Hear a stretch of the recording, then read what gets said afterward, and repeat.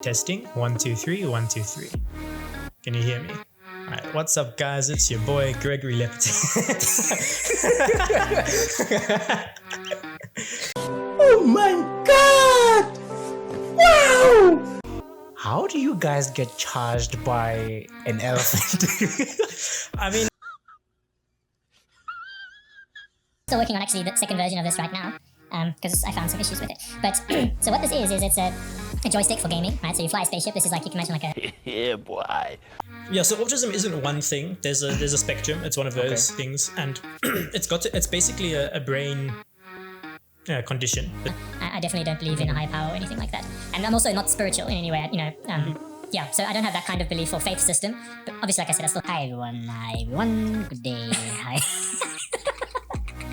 I swear I've done this before.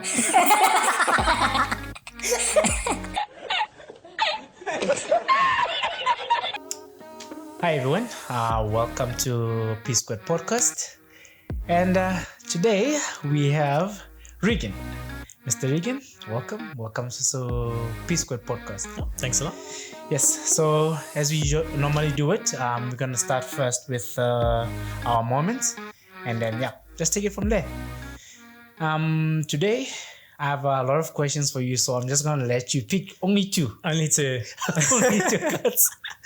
So all right. a lot of cards, so just choose any. Choose from the end. One, okay. All right, and then Oh, okay. go choose the two ends and see. Okay, perfect. Okay, let's see.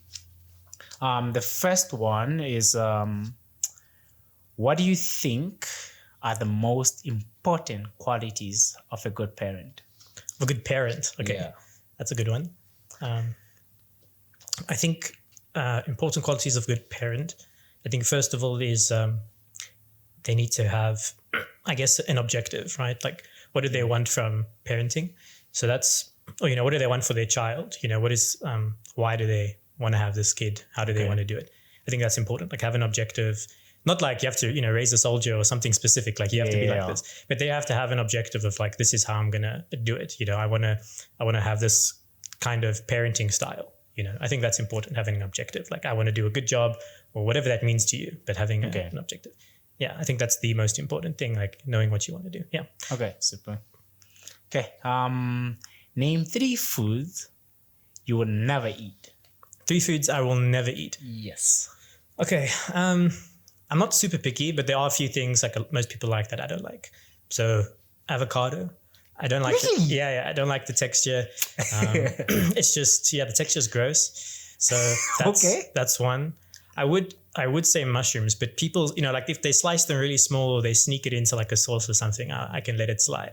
But like whole mushrooms, I guess. But But okay, that's not number 2. I think number 2 is like insects. That one's an easy one. I say people eat worms and stuff. Okay, yeah. Yeah, there's not really a good chance that I'm ever going to try that. Even if I, go to Asia or something and then, try all the different, I don't think I would ever try that. I don't think so. And then final one that I will never eat. What's a good example? I'm not sure. I think, probably something that I would never eat is just going to be, because obviously you can, if you look at me, I eat normal food. No. So, there's like exotic things, right? So there's there's this dish with, it's like an octopus. It's like a whole octopus. I'm not sure. I think it's Japan, or I'm not sure where. And then they'll throw like soy sauce on it, and it like lifts its legs and stuff. I can't remember the name of it, but I'd never eat that. I just feel too weird. It's like they throw I think it's soy sauce on it to make it like move a little bit because it's like super fresh. I would never try that. Yeah. No. Okay. Cool.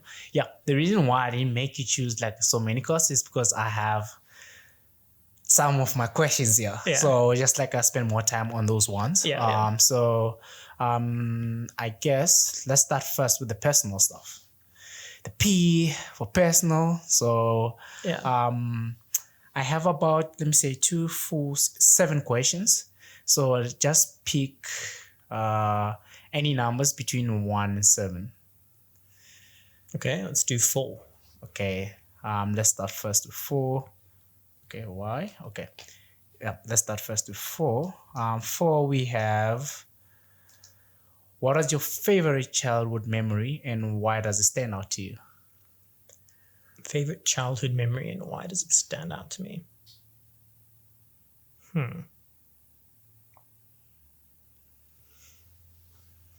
This is a tough one because my memory is really bad.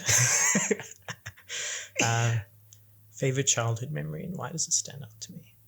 You know what? I'm a musician, so or whatever you want to call it. Yeah. A prophet.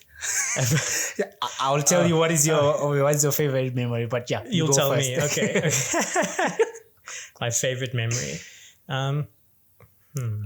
It's actually, like I said, it's kind of difficult to think, but I guess I can just pick. So when we were homeschooled, so I was homeschooled until the end of grade 6. We do like a lot of activities and stuff. So it's not a specific memory, but it's more like a type of memory. Every Friday for a couple of years, I would go to. It's like we just called it Lego, but it's like this extramural. Because obviously you're homeschooled, so you don't have like normal school extramurals. Yeah, exactly. So I think I really enjoyed every Friday. We'd go to, I think, the Lego first. So it's like this thing you have like they have like a whole bunch of Lego and stuff, and they have like instructors, and you like learn how to build stuff, and it's like an engineering Lego thing, whatever. Okay. So it was fun. Like every Friday we'd go and do that, and often beforehand we'd go ice skating. With also like some of the other homeschoolers and stuff. So I think that was nice as a not an individual memory, but as a sequence of like, this is something. Yeah, I really enjoyed doing that. You go out, do the ice skating and whatever. It's fun, So we did with myself, my 2 brothers, and my mom. Yeah. Because she was the one homeschooling us, right? Yeah. So she would take us there. And then also the Lego, like afterwards, it was like a whole excursion. On the day you're doing this thing on a Friday afternoon. So yeah. I would never pick like I don't know how is the homeschooling part, but yeah, I'll touch base on that when we get to the academics. Yeah. But then what about the I spoke to your brother. Said like one of the best memories like you guys had was when you go to the Kruger. With your grandparents. Yeah. So, but now on that part where you guys go into the Kruger, how do you guys get charged by an elephant? I mean, okay. So, how do you get charged by an elephant? It's actually very easy.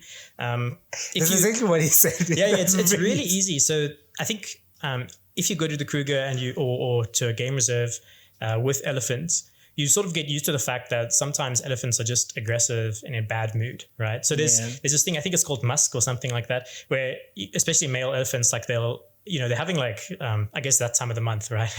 They're like, whoa, they're really aggressive and this kind of thing.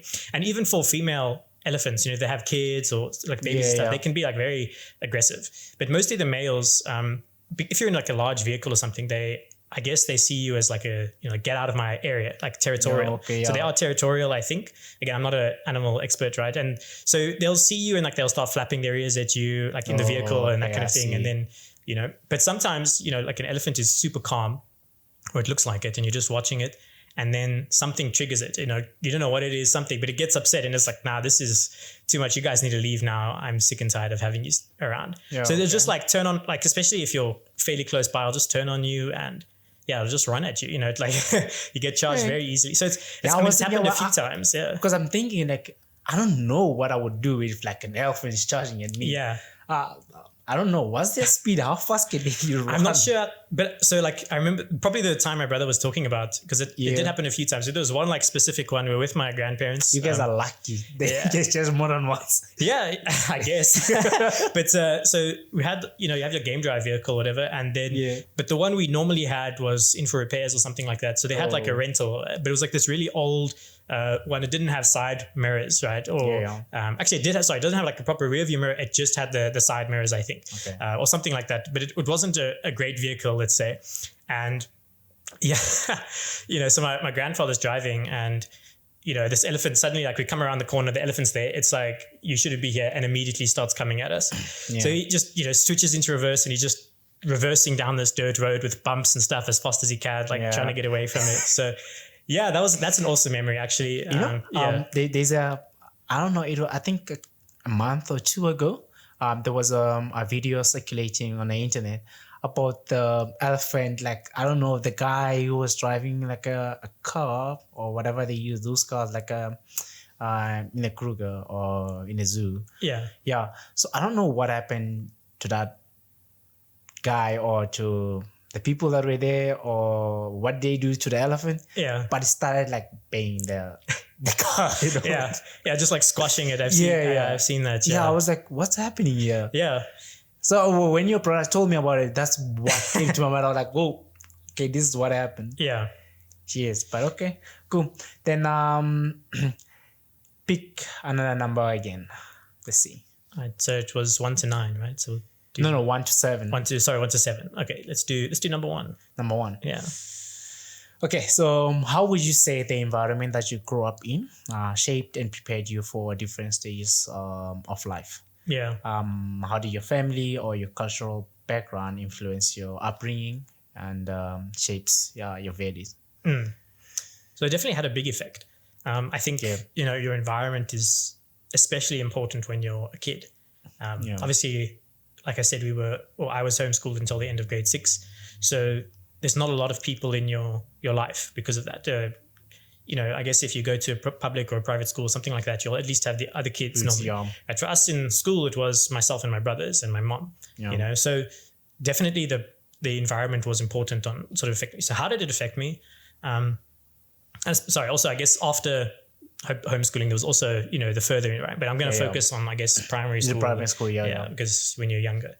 But so my parents are Christian, and I guess it's interesting because Christian families, like, they'll try to obviously have their kids also go to church and do these kind of things, and they'll try to give you values, etc. So I think it's interesting because, like, I'm not Christian now, but definitely because of their values, they instilled that in you. So how did they do that? It was so how did that affect me? I think my parents taught me a lot of things like discipline, and they gave me just like general core values.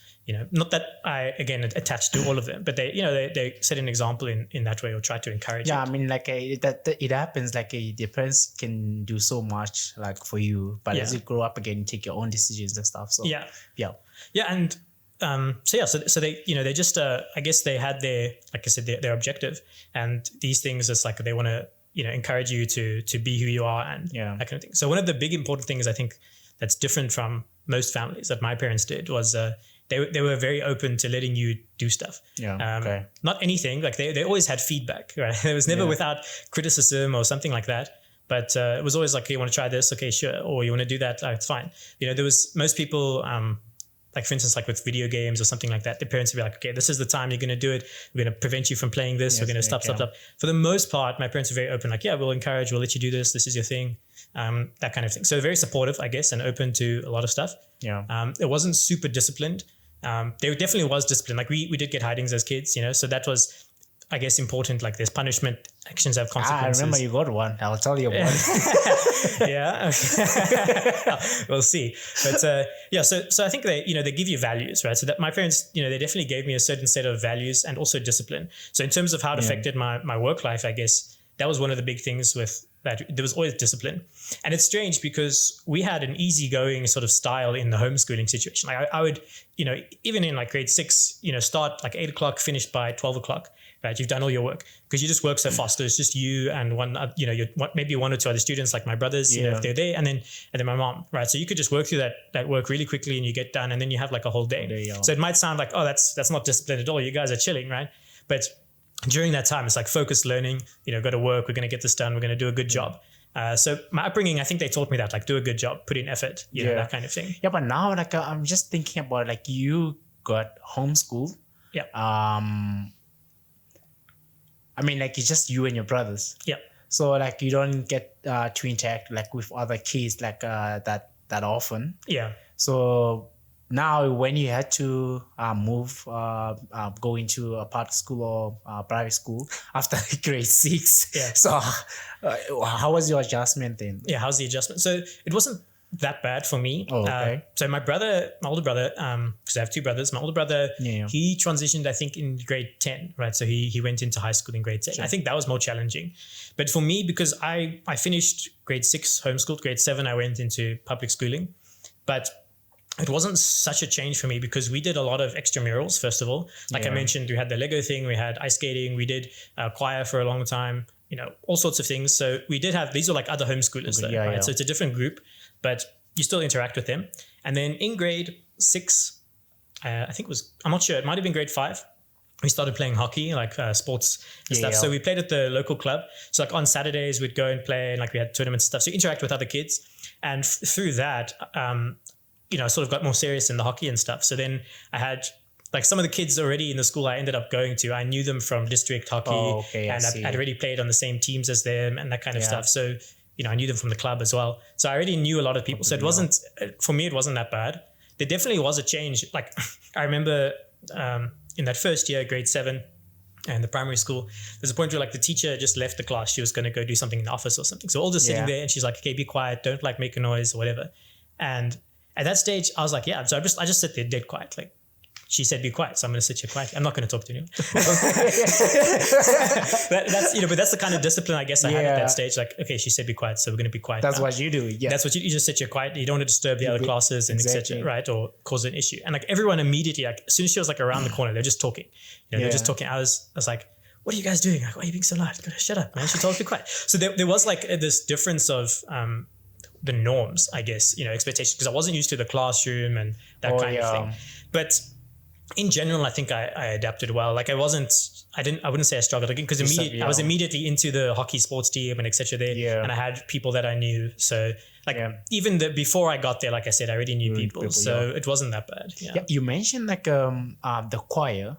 You probably mentioned like you took a lead at some point and you sang. I was like, no, there's no way.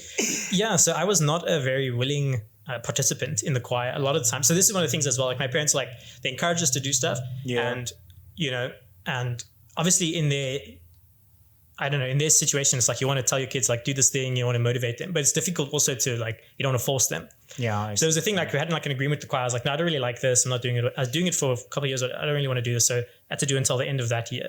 I can't remember how old I was or whatever. It was like they said, yeah, just finish because you started now. So then then you can stop. It's fine.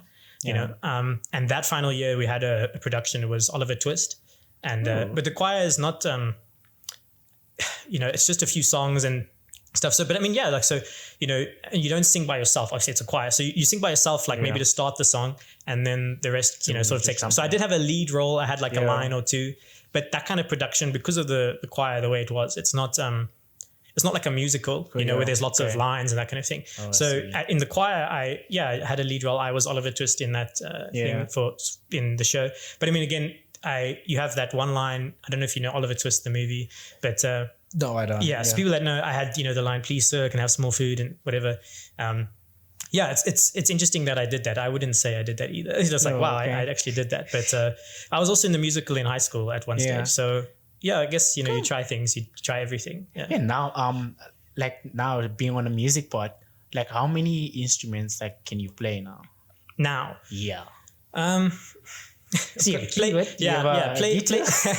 play is a difficult one because I guess proficiency, it's like I can play chords on a keyboard, right? And if you give me a song, I can go through the sheet music and I can learn it. I can read sheet music, not super fast, definitely not sight reading, but I can go through and learn it and play.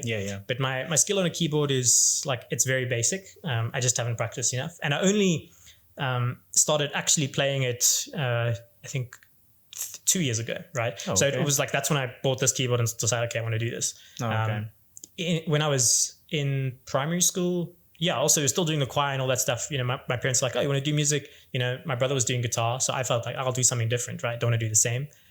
So I chose keyboard, and at that stage, I was learning, but I didn't get very far, and then I quit after like a year. It's like, I'm not going to do this, because I remember there was this, I think a Scooby-Doo is like Scooby-Doo, and then there's this one like little lick or something that you play in the song, and it's such a simple song. It's a kid's, you're young, you're learning, and there's this little thing, and I just couldn't do it. Like I could never get it right. And my teacher, like, he was so useless in my opinion. He didn't really like explain to me like, oh, you just practice it this way, you'll get it. I didn't really have faith in myself, to do that, and so I just quit. And then eventually later on I picked it up again. So I can play that. I can play guitar. I started learning electric bass in first year of university. I bought a guitar because I was like, well, I'm not going to have everything. I'm moving to Pretoria. I'm going to be spending a lot of time by myself, so I need to have something. So I just decided, okay, I'm going to buy an electric bass. I'm going to learn. So I had that and I played that. I eventually sold that and I moved over to playing electric guitar. Just because it was more like it's a better instrument for me. Like if you're by yourself, I think a guitar is a great instrument, like a regular guitar, because it's very versatile. Like a bass line is great for a song, but if you're by yourself, it just doesn't feel as good. I still like electric bass though. It's not like, so I can play that, and then electric guitar, ukulele, but these things are all kind of the same family, right? So like a stringed instrument like a ukulele and a guitar, the bottom 4 strings are the same like relationships on the keys. Basically, it's just like from the 10th fret upwards. So on the ukulele. So, the electric bass, also the tuning is the same on the 4 strings. It's the top 4 strings of a guitar. So it's almost the same instrument. It's not the same, but there's a few differences like on like the picking technique or something like that. But for the most part, So I guess that's 4 if you want to say that. But again, the level of proficiency, like I hardly play the ukulele. I have it for fun. Like sometimes I play, but I can play songs, and the guitar I can play pretty well. Average, and then the keyboard, I'm still very much a beginner, I guess, but I can play it. I wish I can understand like stuff about the guitar, electric one, or I don't know much about it. Okay, the last one then, what number are you gonna pick then? So I did 4 and 1, so let's try the other side. We'll go to 6. 6. What did you want to be when you grew up, and how does it compare to what you're doing now? So I don't know. This is a strange one because I never really had like an obsession of like, I really want to do this one thing, There was a lot of options. I'm very much a generalist, so I do lots of different things. Like I can play 4 instruments, but not that well. I'm not a specialist, like where I'm really good at one. And that's sort of how I am with a lot of things. So when I was really young, there's always these, things like maybe I'll do this, maybe I'll be a doctor, maybe I'll be an engineer. There was always this engineer in the background, like I said, I was doing that Lego engineering thing. It's like maybe, I'll do this, but I was a kid. I didn't know what any of this is really about, like what work life is actually about. It's just things you're interested. So I was always interested in some science technology thing. That was always going to be the outcome, I think. There was a point where I was like, maybe I'll be like a dentist or something. And then I realized I don't really like blood. So you and I, we together on that one. Yeah. So obviously that's not a good one, but I think, it would have been nice. Something nice about being a doctor, I think, is that you help people, right? You can really make a difference and do stuff. So that's cool. But I was always somewhere science technology. There wasn't something as like, this is my dream job. I want to be this thing. Yeah, nothing like that. Because being a doctor, I was like, it's a good thing. I don't do blood, eh? I just can't. So now let's just have a chat about the school now, the academics. You mentioned like you guys were homeschooled, just you and your 2 brothers. Well, I bet like there's an age gap between you guys. So what do you guys do? Like, do you guys study the same thing, or how does it work? Like, is it time for one? Like, is the class for one person then? So obviously there's only one teacher, my mom, and then 3 students. So my younger brother has autism. So at that stage as well, I must remember I finished in grade 6, and he's younger than me. So he was born 2004. I was 2001. So there's that 3-year gap, right? So he's already, in any case, only doing, I guess, grade 3, if you would, right? If I was in grade 6, he was doing grade 3. But because of the autism, he wasn't really doing that. So his work was different. So it wasn't like as demanding in that way. But my older brother obviously was doing, high school work already, like grade 8, grade 9, grade 10. So so she just split her time. Like you would get started with one. She's like, okay, you start with that thing. Like, okay, do your homework or whatever. Like, do some sums, do the problems from the textbook for whatever we're working on, or read through that chapter. And then afterwards, give me feedback. What did you read? What did you find out? And then she'll work with the other one. Like, okay, so you get started with something like, okay. But also we have a curriculum. It's not just like, okay, I'm going to leave you at home and we'll teach you whatever. She was like, there's a curriculum, like a proper curriculum.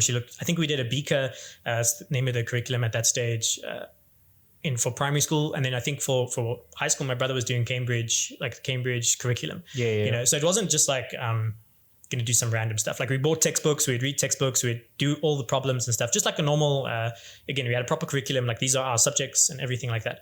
So so she just gets you started on one and then you switch over to the other one. I just have to give it to your mom. Like, you guys said that already. You're homeschooled by your mom. That's crazy. I don't know how she separates that. Like, now it's time for me to be a mom. Now it's time to be a teacher. Yeah.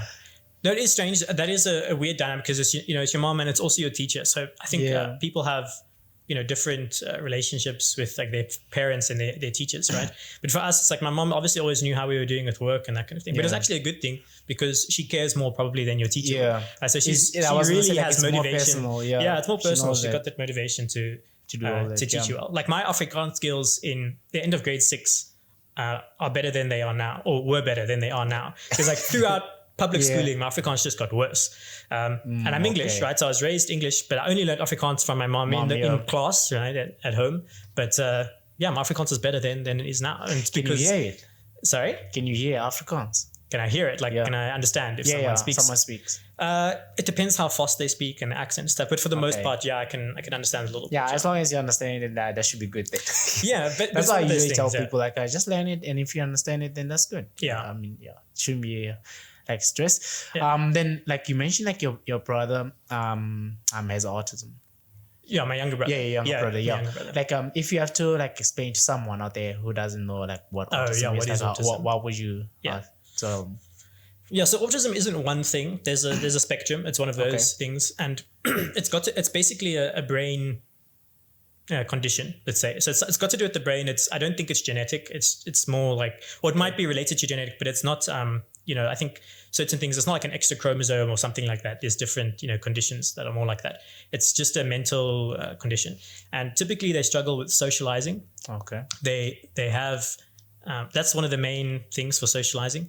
And as I said, it's a spectrum. So some people have certain symptoms, some people won't. And they often have a lot of other characteristics. So it's like they'll have certain obsessions and they'll have potentially reduced learning capabilities or so that kind of thing. So they'll struggle socially and etc. That's why I said my brother wasn't really doing grade 3. He was, sort of doing something else because the curriculum's different because of that. His needs, So, but it's mostly, it's a socializing thing. And then they have a whole bunch of other, quirks. And that really depends on the person. So I'm not sure on the diagnosis, like how do they exactly decide, like you have this or you don't. And often they'll have other stuff, like my younger brother has epilepsy. And that's very typical for people with autism. They'll have like these, often they'll have depression or they'll have this or that thing. And it could be because of their condition or because of how they're treated from their condition. It's difficult to say. But I'd mostly say it's like... That makes sense. Yeah, they also have often sensory disorders. So, so like they won't like being touched, for instance, or they... Often maybe they're deaf, not necessarily deaf, that's a bit, but they'll be sensitive to loud noises as well. That's common. Like my younger brother is sensitive to loud noises and, certain environments. So they get overwhelmed. But none of these things are things that someone who doesn't have autism, couldn't have. It's just that if you have it all together, I guess in a package, there's certain things. Something else. Okay, super. Then and just because like I was saying, like I have to give it to your mom because you guys just checking your journey like academic. I had a chat with your brother, mentioned like from a very young age you're very independent. Except the part where you're fighting with your little brother most of the time. But you're very independent and just like getting things done for yourself. So and looking again into your hobbies. What is this? Hockey. You got like a scholarship for you got a scholarship for hockey, and you got an award again from JP for being a best defender. From JP? Honestly, that's possible. I don't even remember. It's been you don't a while. Follow, okay. Yeah, so I did well in hockey. Like two of my friends from high school that I was on the same team as at provincial level hockey and stuff. They're now on the South African men's hockey team. We were on the same team at that level and stuff. And obviously they really loved it, so they took it further. But I guess that was good, right? And everybody who gets provincial level, I guess, has that opportunity to really, if they want to put in the effort, they can go further. So I did well. I got some awards at the club we played at, and also in schools, like I played district hockey and then provincial hockey and that kind of thing. So I did pretty well. And I got the scholarship. So the high school I went to, I had a 50% scholarship.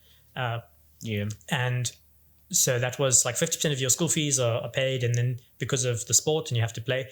And I also got an offer from Parktown Boys. They said, okay, we'll do... Yeah, your brother mentioned like you got scholarship from Parktown Boys, JP, and King Edward. Yeah, I think the only one I really considered was Parktown. Yeah. So I think, Jeppy, they did offer, I think that was 50% as well.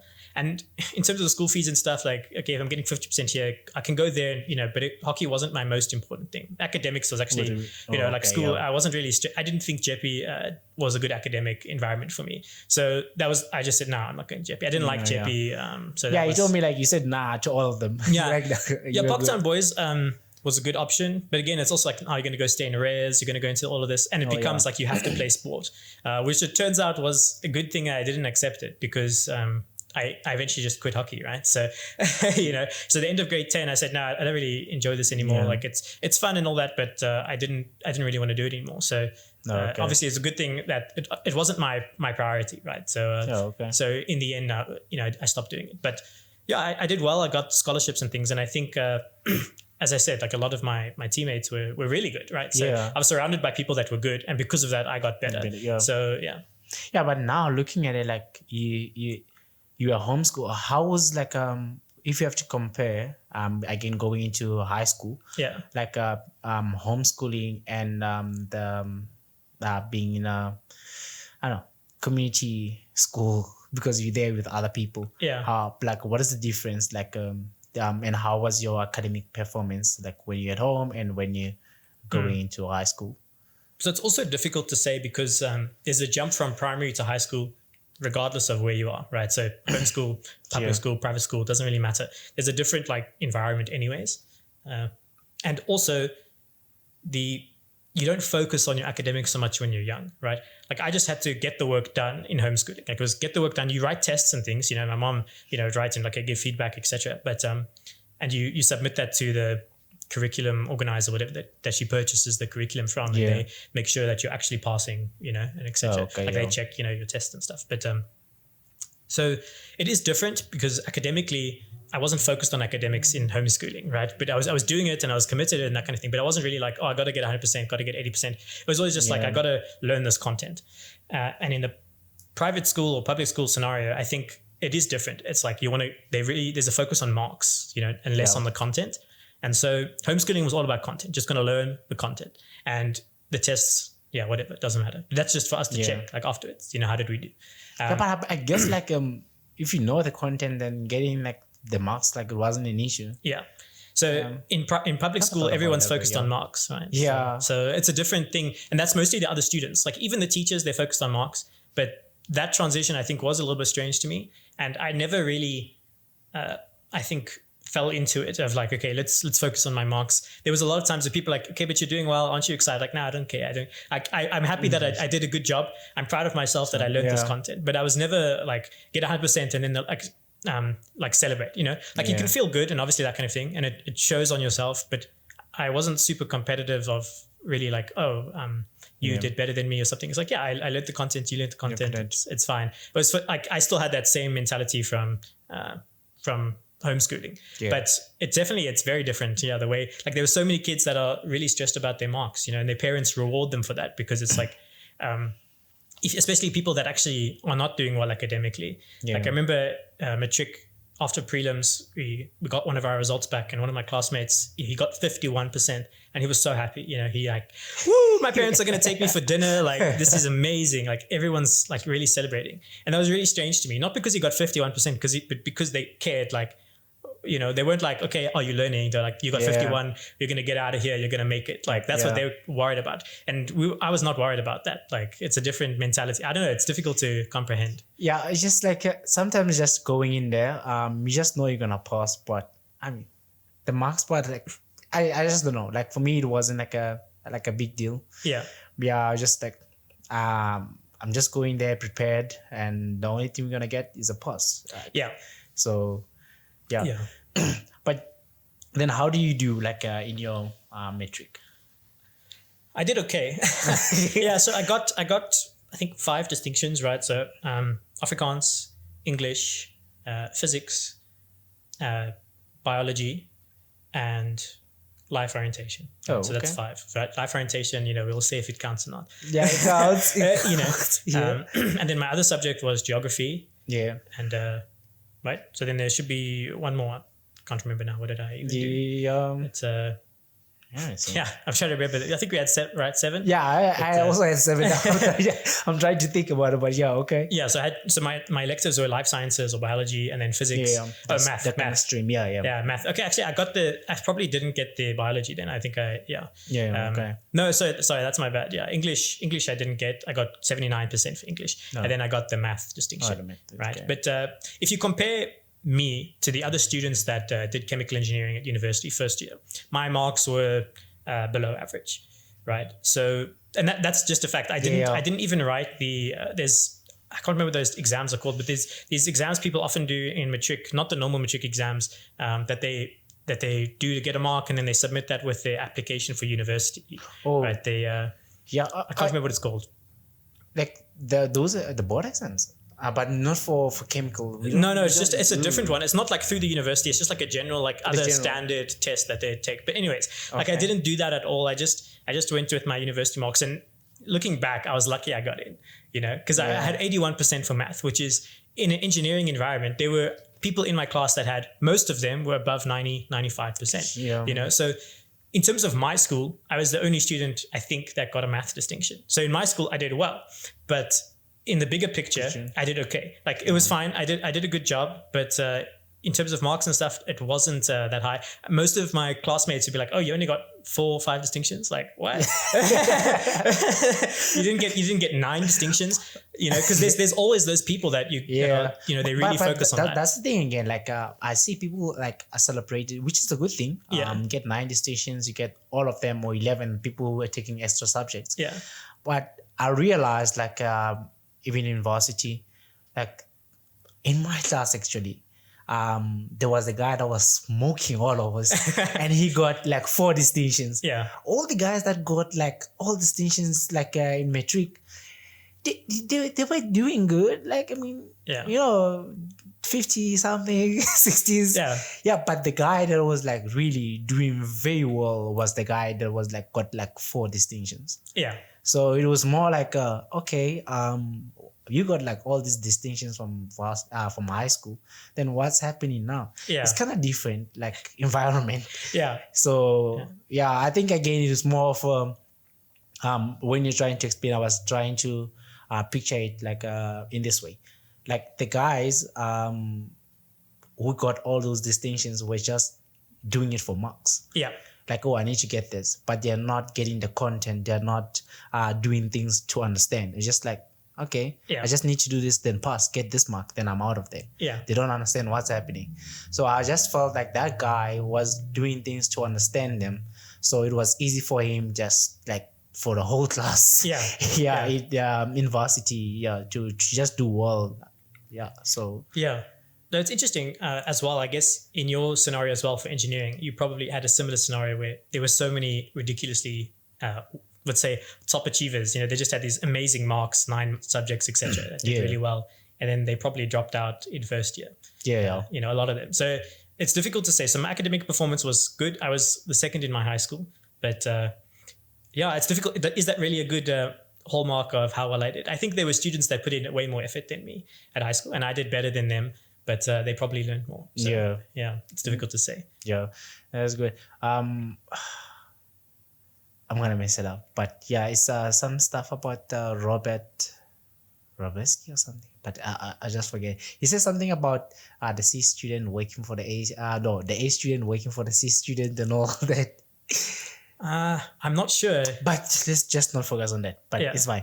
Yeah. Then looking at your academic performance. With compared to the varsity, the one in high school compared to the varsity, did it go up? Was it the same? What do you think? So it does change, first of all, because of the type of people you're around. Like some people in high school, they're just doing this because it's almost like a legal requirement, right? They just want to do it. Like they don't really care because this is not what they want to go into. They're not going to be doing math or science after high school, right? Once you're in university, people have said, I'm doing this now. Maybe first year people still drop out and change their minds, but the environment is different. And so I think my performance in university was better, not because my marks were higher, just because the type of people I was competing against, right? They were actually committed. To say I got 80% in high school, but so many people in high school didn't put in any effort, not because they're lazy, just because it's not what they want to do, right? Yeah. So, and it's understandable, right? Whereas university, people really try to put a lot of effort, a lot of them. Exactly. And so I think I did better there. If you look at the long term, I was probably second. I'm not entirely sure for, the overall, like, because we graduated fairly recently. So I was probably the second highest marks in terms of students. I got the award for the best final year project for the thing. That's really great. So I guess I did well in that sense, but and I was on the dean's list, I think, every year, right? So I did well in that sense. But again, it's because the marks are different to your understanding and that kind of thing. I think actually looking back, I should have done a lot more learning in university. I think my mentality actually did change. In high school, I still had that mentality of like focus on understanding. And it sort of changed in university. I didn't have as much of that mentality just because the pressure you're under in university is different and the way they facilitate it is different. And I don't think the university did a good job of encouraging learning. They really just marks, just got to survive here. So it's unfortunate, but I guess I did well in university, but I probably did better in high school in terms of actually learning. Okay. Yeah. Then I'm looking, like you said, like every year Dean's List, and you got an award for your final year project. Yeah. And then you say you came second in your class. Probably, And you came second in high school again. I did come second in high school as well. High school was different because the other person didn't have the same subjects as me, right? Oh, okay. So it's like, what can you really say? What, like a BCom stream or something? Like a accounting stream? BCom stream, yeah. Yep. But I mean, in any case, she worked a lot harder than me, so I'm not even, it's fine. Okay. Yeah. Okay, cool. Yeah. Yeah, but now looking at, seems like Varsity didn't do justice for you. Yeah. Yeah, then looking, would you say like whatever you learned like in Varsity, is it somehow helping you like apply whatever you learned, fundamentals, into the current line of work? Yeah. I know it's not, you are new into the game, but so obviously I'm just a engineering training level 1, right? So I've just started. I'm still figuring out what I'm supposed to be doing, what works, what doesn't, etc. So like you said, it's and yes, Reagan is the youngest person on the podcast so far. So yeah. So in that sense, obviously I need more experience to really say, but I do feel like I was prepared for work in a lot of ways. And it's funny, like I said, I don't think university did a good job in a lot of ways, but I do feel like I was prepared. They could have done better, but I was prepared, or I do feel prepared, technically on the technical skills. I think especially the thing that they didn't do a good job of is the communication and that kind of thing, because you learn a lot of the technical skills, like how does a distillation column work, how does a heat exchanger work, what are the equations, and then there's the communication with your colleagues at work, which we didn't do enough of, and then also the application of what you've learned into making a real change and a real process or something. You can't always just do a calculation and say, oh, the calculation says so. You have to, the real world is different to the equations, and I don't think there was a lot of emphasis put on that in university. Yep. So it's always like, there were so many things in university. They're like, oh yeah, like when you start working, you'll learn like the real one. Like we'll do the ideal model of this and the ideal version of this. We'll just assume perfect mixing. We'll assume this. We'll ideal everything. And then you get to work and they're like, okay, well, that's not ideal. Then after optimize your thing on Aspen, or then it looks good, then you get marks for it. Like that's you just get marks for it. And it's, it's difficult to say what they could do differently. But when you come to work, like I am prepared with the technical knowledge, but there's still a big gap. Like I have to fill this in now to make it applicable for the real world. But I do think I've got it. But at least like it gives you like at least a knowledge, like a background, like where is this coming from? Like the fundamentals of how a distillation column works will be the same as that. It just this is not ideal. This is not perfect mixing like in a drum or something. But so stuff like that. But at least like it gives you that thing like, okay, this is how things work, and you should be expecting this. So I mean, there's something. One of the things you learn in like distillation columns that I kind of forget now that I've already learned it, that other people might not even know it, is that when you separate liquids or you boil two liquids, they don't just like separate, one goes out and then the second one boils afterwards. They boil, the composition changes, like you have alcohol and water. You won't just boil it and then all the alcohol comes out and then all the water comes out. They come out together in different amounts and stuff. That kind of like, it's a fundamental concept and it's not a big deal in university. No like you learn it, separation.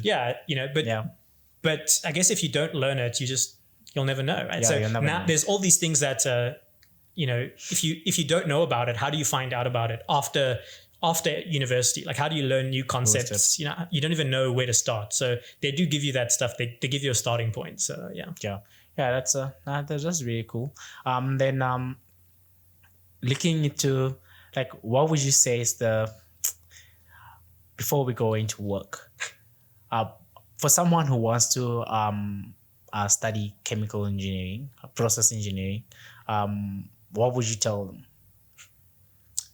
Because that's one thing I usually preach when people when I speak to chemical engineers, is like, like the guys from high school, like, oh, I'm good in chemistry, I'm good in physical science or science in general and mathematics, I'm gonna do chemical engineering. Then somehow when they get there, oh, why are we not doing chemistry that much again? So what would you tell them? Like, what is chemical engineering? What you should be looking forward to? Yeah, so I think if you're someone who wants to consider chemical engineering, like the degree, you also have to understand that the degree is not the same as the job. So the things, like the type of work you do and the things you learn, or people that are successful in university, again, similar to high school to university, it's not going to translate from university to work automatically. And so you could do a chemical engineering degree and go into banking. You could do any other thing. So first of all, don't be afraid to, just to do something because it's technical and it'll challenge you and you'll learn a lot. And then you can, do other things as well. But what is chemical engineering at university is different to what is chemical engineering in the job. So that's also one of the things when you get to university, you might say, I don't like this. But by fourth year, I realized I actually do enjoy this. In first year, I was like, I don't know if I enjoy this. So that mentality changes as you move across the different levels of content. So what is chemical engineering? Like I said, it's difficult to say because depends on which stage of chemical engineering. But at university, you're going to focus on a lot of math and science. You will do some chemistry, but chemistry is not important for us that much. Like I do a little bit of chemistry, or I don't do chemistry, but I have to pay attention to chemistry at work now, right? So the chemistry side is important. You have to understand it, but you're not going to be in a lab, most likely doing experiments and stuff. Yeah. Even though in university, you might actually do that. So you'll have your practicals, and maybe for your final year project, you'll do some experiments and stuff. But in terms of your job, depending on where you end up, you might never do any of that. So if you really know what you want to do, then pick the degree that puts you into doing exactly that. But one of the nice things about chemical engineering is that you're not stuck into one thing. So, if you're not sure, I think it's a good one just to get a whole bunch of information and opportunities. So, just like the guys usually say, like, we get paid for thinking. That's it prepares you into that world again, like think, come up with solutions. That's the good thing about it. Then now, what would you say, like, is the nice thing about your job so far? Well, the nice thing about my job so far, actually, for anyone at university, this is good news for you, is that they respect your work life, so and your home life separately. So you come to work, you do your job, and they want you to put in your effort and everything. But once you go home, they respect your time, and it's up to you. I mean, I know a lot of people. Some people like to go to work on the weekends and stay late, etc. And maybe it's encouraged by someone at work. But at least in my experience so far, it hasn't been like that. And university was completely different. Like you're never safe, like you could be, like completely like in a different country from all your textbooks and your work, during the middle of the holidays. And you still live in the back of your mind, like, okay, maybe I should start preparing for the next semester. Maybe I should like do this thing. Otherwise I'm going to struggle. There's all this stress. So I think that's actually my favorite thing about work coming out of university, because I haven't had I haven't had another chemical engineering job, so I can't compare to that job. But at least one of the things about working so far that I've really enjoyed is the time to myself, time for work. It's really important to me that I have that balance. The work-life balance. It's super important. Okay, cool. Then I guess you just started, no issues as yet. Still lady. Then just taking you back again, you were into programming. My weakness. Really? Okay. You're into programming, 3D printing. 3D printing. Is it like same thing along the same lines, or it's different? No, it's different. It's very different. I can explain. But tell me, like, you have, I'm not sure, correct me, but you've done something with your joysticks. Oh yeah, yeah, with programming. Yeah. What did you do there? Yeah, okay, I'll show you. So I'll grab them and I'll just come back. Is that all right? Yeah, sure. grab it. There, joysticks. Yeah. So, so one of my hobbies is sort of electronics, and so the programming is another side of it. I love programming. Yeah. I love Python programming, especially. Other languages I'm not so good at, but we did Python in university, and I really enjoy doing it. I try to find ways to use it at work instead of Excel. Yeah. Like I really do enjoy it. But in my private time, I also enjoy just technical projects, and one of the things is programming. And so there's these things called microcontrollers, and so that's just a little computer basically, or a chip that has certain capabilities. So it has inputs and outputs, and you can basically you can connect things to it. So you could connect, for instance, a button, and that processor can detect, you press the button, and then you can make that processor send a signal somewhere else or do something, right? Okay, So that's really cool. this is just like a very simple example, right? But you can do a lot with them. And so that's what this is. So this is a joystick. So I play a game called Star Citizen. It's a space game, right? Flying game. And so this is recent. I did this project end of last year, December now, January. I'm still working on actually the second version of this right now, because I found some issues with it. But so what this is it's a joystick for gaming, right? So you fly a spaceship. This is like, you can imagine like a aircraft or something. And you can use this to control like fly left, fly right, move up, down, etc. And then there's buttons on it, for shooting, triggers, etc. And all of these, so there's wires. You can see some of the cables there. And really cool. Yeah. And so there's obviously a mechanism here as well, like a mechanical side of, the rotation and the translation, and then the sensing and stuff. And so what this does is it communicates with that, like I said, the microprocessor. So in this case, it's Arduino, and that's just the name of the circuit board, right? And then you communicate whatever you want to do. So here it will say, it'll use an analog measurement of, okay, this is how far forward the stick is pressed. So that's how much force or whatever to apply depending on how you program it in the game. So it connects to the game. They have like support for joysticks. Yeah. And so, because obviously you can buy a real like manufactured joystick as well, and works in the game. And so that's what this is. It's just like a project that I did. And that's really cool. There's programming, there's the 3D printing. I should probably mention that this whole thing is, it's 3D printed, all of the plastic parts, so the black and the white. And so you have the 3D printing is great for projects to like physically realize them, because the turnaround time is short and the design phase is easy. If you think about like metal or wood or something like that, there's a lot of challenges in manufacturing. So the 3D printing is really useful for this, for like actually getting the design done, making it quickly. And then the electronics and stuff are just a layer above. So I do lots of things. I've made guitar pedals, like effects units, that kind of thing as well. So that's like not a microprocessor. It's like an op amp or a transistor circuit or something like that. But that's one of my hobbies. Yeah. It's really cool. And talking about your hobbies again, like you play, I hope I get it right, because I even asked your brother to spell it for me. Skyrim. Yeah, Skyrim. It's also a game. Yeah, it's also a computer game. A computer game, okay. Yeah. Also, actually into this, like games, like coding, programming. Oh, that's really cool. Gaming was probably my number one, right? And probably still is in a lot of ways. When we were kids, like my dad played computer games. I played a lot of computer games with my dad. My brother like played together, and that kind of thing. And because my dad, did it, and would have like LAN days or things where his friends come over and they bring their computers and we'll play games together and that kind of thing. Yeah. At a very young age, I think I was like 4 years old when I first started playing computer games, and it wasn't completely unregulated. Like the parents would say, okay, you're going to play now, play this game, whatever. But as we got older, like really went into the gaming and stuff. So it's definitely one of my main hobbies. Yeah. Still.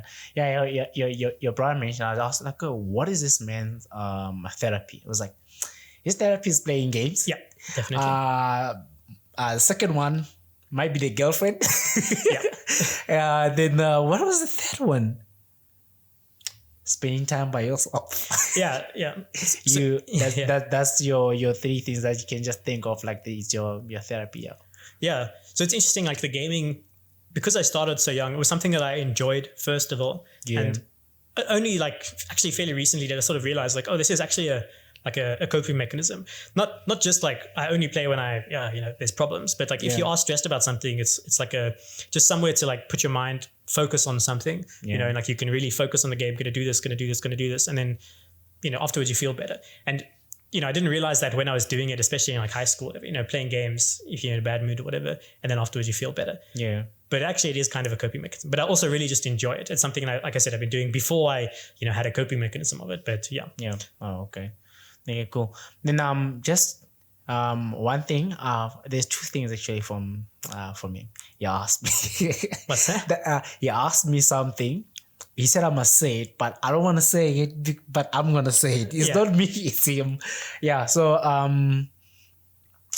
he said one question. I said I'm gonna ask you. He's like, he never thought this was gonna be possible, but you said like I should ask you who out of the three brothers is in a committed relationship. Yeah, it's just me. I mean, my younger brother. He was like, I never thought like this man will be the one. Like, it should have been me, but that, I was like, okay, yeah. I definitely, I think I agree with him there actually, because for most of my life, I wouldn't have said that was something that would happen. But, I did change actually in university a little bit. And so I think that's also the part of he didn't really see, because I was in Pretoria by myself. He was working, etc. already, right? But there was a certain amount of change, and then also growth, in that stage, and the mentality changes and stuff. So, but I know it actually is a surprise in a lot of ways that I would be the one to commit to a relationship and that kind of thing. Because even in friendships, I don't have a lot of any committed friendship relationships where I really, I'm super committed to this now. But my girlfriend, I'm super committed. It's I'm not someone that's your best friend. Like that's all you need. No, she's my best friend. And it's strange, like I said, because from his perspective, you look at my other friends' things. It's always like, we'll be friends now, but I know I'm going to Pretoria next year after high school, so like I'm not really that committed to this relationship. And it's the same. Like in university, I didn't really have a lot of contact with these other people, etc. Whereas now, my girlfriend doesn't even live in Secunda, and yet. We make the time for each other. And that kind of thing. So it's a surprise. It's a change on my part, actually. It is something different. So, then one thing, I just trying to check. You said like both your parents Christian. Yep. And then would you consider yourself, since you don't consider yourself Christian, would you say, what's the definition for it? Like being an atheist? Would you say that? Yeah. I would say atheist. So I guess the definition for me, right, is just someone who doesn't believe in the religions that have been offered, right? And not just offered, that I've explored. You're more like a Sheldon, young Sheldon. I'm not sure. I'm not sure exactly like what Sheldon's things are, but so it's not that there's a. I'm also not someone who's like, okay, no, I believe in evolution or something like that as like a counter argument. I view these things separately, but more specifically, it's like, well, I don't specifically agree with Christianity. I don't specifically agree with because I did spend some time, exploring, a few different religions, and you look at a whole bunch of different things, and none of them were like, okay, this is something that actually, so, I have values and all these things still. People wonder like, where do they come from, etc. But, as an atheist, because maybe if you're religious, it's like these, values and things come from the religion, right? So I still have my own sort of values and things, but there's no religion of like a higher power. I definitely don't believe in a higher power or anything like that. And I'm also not spiritual in any way, so I don't have that kind of belief or faith system. But obviously, like I said, I still have, different things. And I try to think about things separately. Like, like I said, evolution or this other thing. I don't look at it like, well, I have to believe something, just for the sake of it. Like I treat everything by itself. Like, do I believe in this thing? So yeah. So that's one thing. Like some of the things, like when I was having a chat with your brother, I was like, okay, I agree with this, even though we have like few like discussions and all that. Okay, the way you explain it, like this is the person like I've seen. Yeah. So it's like I mentioned, like you he likes like how you're honest. Like from a very young age, I guess, like growing up together, you're like very like independent. You get things done. Like if you set your mind on something, you're going to do it. Yeah. And then one thing again is like very thoughtful person. So you consider like other people's feelings and like how they think, and you just take time like to respond to things. So even now, like I mean, I guess like even though you have different belief from other people, you still respect like how they think, how whatever they believe in and all that. So yeah, that's one thing that I like about you as well. So yeah, just like having that open mind and all that. So yeah, then now I'm mixing like the professional stuff and the personal stuff. It's okay. Yeah. So just join check. Let's go again with work. Like you're from Pretoria, that side. Yeah. Let's say the city life. How have you adapted to this environment? So the adaptation wasn't hard because of my personality, my interests, etc. I actually never got into that city life. I've never been to a club. I've never gone out to a bar with friends. I've never done that at all. So it's one of those things people are like, oh, but what activities are we going to do here in Secunda? I'm like, what? I never did them in Pretoria anyways. So thank you. So so for me, it wasn't really a challenge because, I think of myself, like I could spend multiple lifetimes just doing like one hobby, right? So time is super important to me. You have limited time. There's so many things I want to try, etc. Yeah. And, again, like I don't drink, I don't smoke. And obviously being social is important, but it's not my first priority a lot of the time. So yeah, the city life stuff, I never really engaged anyways. And I mean, I'm from Krugersdorp and it's, I guess it's more developed in Secunda, but it's, in terms of like, you want to go on a hike, you want to go camping, you want to go out, do this other thing. For the most part, those kinds of activities that I would probably participate in, if I was going to do something social, they're still available here. So yeah, it wasn't really a challenge because the only thing I guess we're missing here is good nightclubs. I don't know what else they do in the city. So I don't know what they do. So yeah, it's okay. Yeah. Well, one thing I like, again, just from personal experience, never did all this flashy stuff, even though from Gauteng. Yeah. It's just like all the things that I want, they're already here. Yeah. Like running, like the gym, like that. Those are the only things that I'm used to. So like it's here, so I'm safe. Yeah. So I don't know why else about like other stuff, but yeah. That's good. So, just to close it, I want you again to pick up. Let me see the questions again, right? There's one thing. Remember, I told you like there's two things from your brother. So the one thing I already said it. There's a second one. Yeah. I'll just close off with that one. But for now, let's pick again. Let me see from this one. Okay. Let's say 2 again. Okay. Yeah. Let's pick 2 cards. Let's do from the middle this time. Okay. Okay. Yeah, do one over there. And right there. All right. Okay, cool. Let's see. If you could have one dream come true, what would it be? Become super rich. That's it. No, genuinely. No doubt. Yep. Super rich. I'm not gonna ask questions how it's gonna be rich, but yeah. Second one. What would you do if school was cancelled today and you could do anything you wanted? Now you're not in school anymore. Yeah, I'm not in school. Work was cancelled. Yeah, work was cancelled.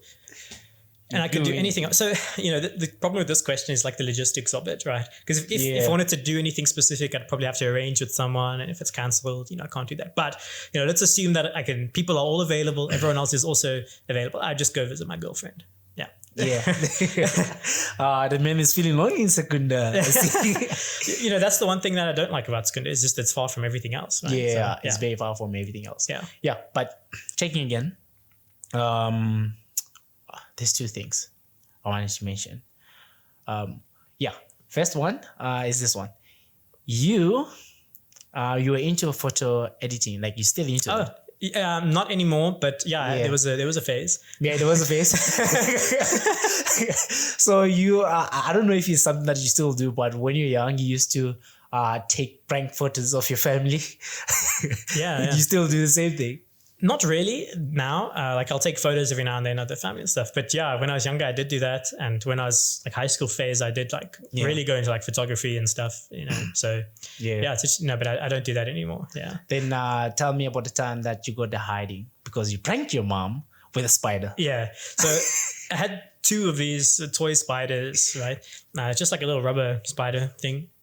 and I would, I'd like put it inside my mom's cupboard or something, like just slightly hooked to the top of the door. So as soon as you open it, just falls out, right? It's not like a super complicated thing. It's just like you shove it in there and it'll fall out, or you'll like sneak it into the bed or something like that.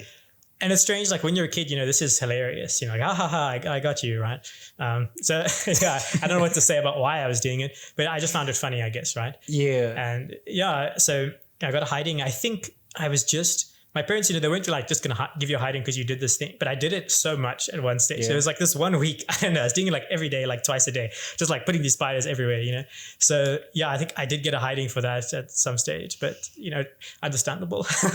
Yeah, I was like, it is been deserved it. Like, there's no way. Yeah. Then one thing your brothers told me, I'll just find it for you. Yeah. I hope it's, I don't know if he said I must say it or ask you, but it's like the funniest thing about you is that you're very short and you're going bald. How does that make you feel? Yeah. No, I mean, it's quite funny. Luckily, I'm not someone super attached to how I look, fortunately, because it's not like, I guess I'm the most attractive or anything in any case. So it's not like that's a priority for me. So I'm fortunate in that sense. But, sometimes I think like, wow, I got these genetics. Will disagree on that, but okay. Yeah, but it's also, as well, like my career doesn't rely on it. I'm not an actor or something as well, or, social media person who, like, I don't post pictures of myself, whatever, anyway. So it's okay in that sense. But yeah, it's an interesting thing because, okay, I'm short. I don't really mind being short. Yeah. I know, like, for dating, a lot of men will have difficulty if they're short. I didn't. So what can I say? Kevin Hart doesn't. Yeah, exactly. So it's not an issue. That's not really an issue for me. But the balding is strange, man. I think it's genetic, No. It's like, I don't know, can the camera see, but yeah, it is really weird. It's I guess it's not something I'm super upset about, but it's just like, wow. So why the two other brothers don't? No, dude, my older brother's, like got full like beach surfer hair, man. My younger brother, his haircut, his hair's normally short anyway, so might not notice. But yeah, it is really weird, and I guess I felt like it's too early. I wouldn't be mad. Like I know a lot of people, they go bald. It's just how it is. But damn, I'm still young. Oh, okay, super. And it's over now. All right. Yeah, but okay, cool. Just like from discussions with your brother and discussions we've had, and the man mentioned like you been very independent from a young age. Yeah. And then just checking into going into varsity, you can see you're very independent. Like you rely on yourself, you get things done, and being a very thoughtful individual. That's really really cool. And the amazing stuff that you're doing. I wouldn't, you are into musical instrument, like you're into programming, like it's really cool stuff. Yeah. And how people can see, like you don't have to be a chemical engineer and just focus on that. You can do other stuff as well. So be adventurous. You don't have to go out and do stuff. Be adventurous in your own house. Yeah. Be happy. So and and having all these qualities and all that. From academically strong, I mean, you can also be fun. Never thought about it. Yeah, you know how to have fun in your own way, and that's very important. Then I appreciate you, man, for having a discussion with me. Yeah, no, thanks, Greg. It was actually I really appreciate it, and I know. Anyone there? We're gonna have a second round with Reagan again sometime because he's just starting his career. Episode 100, maybe we'll see. That's the plan. Episode 100, the man will come back again. But thank you for watching and show some love. Share, like, subscribe, and whatever you have to do. And I hope whatever we discussed again can relate to someone that is in varsity or someone in high school. That's the whole point of this, like sharing information, learning from one another. So I hope this means something to someone out there. So yes, thank you. Cheers. All right, man. There you go. That was good. That was it.